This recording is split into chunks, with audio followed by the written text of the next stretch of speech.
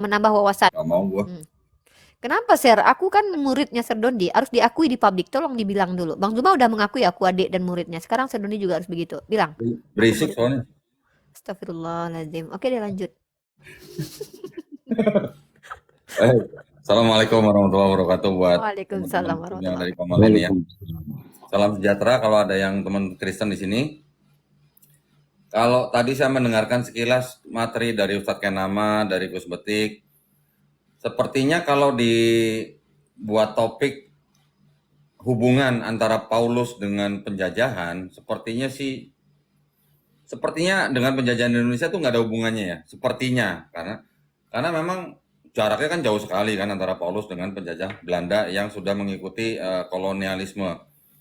Tapi dari beberapa kalimat yang ada di surat-surat Paulus itu ada beberapa ayat yang memang sepertinya memang digunakan oleh para penjajah. Contoh misalnya, Paulus juga mengatakan bahwa yang menciptakan pemerintah itu adalah Allah sendiri gitu.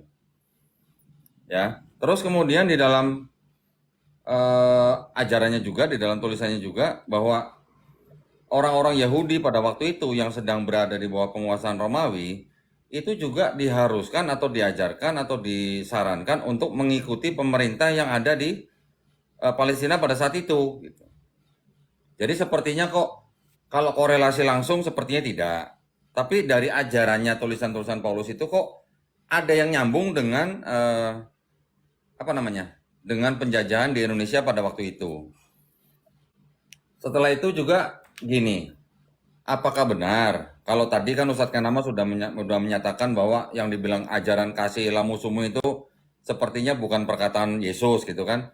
Karena kalau kita lihat dari sejarah penulisan gospel sendiri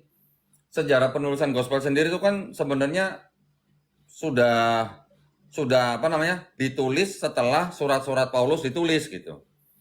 Surat-surat Paulus sendiri ditulis kira-kira mulai dari tahun 48 Masehi sampai antara 65 sampai 67 Masehi sebelum bait suci kedua dihancurkan.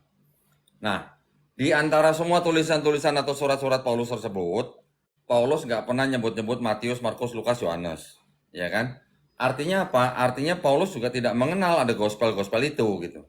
Itu indikasi yang paling kuat bahwa menurut ahli-ahli perjanjian baru, 4 gospel itu ditulis setelah surat-surat Paulus beredar gitu.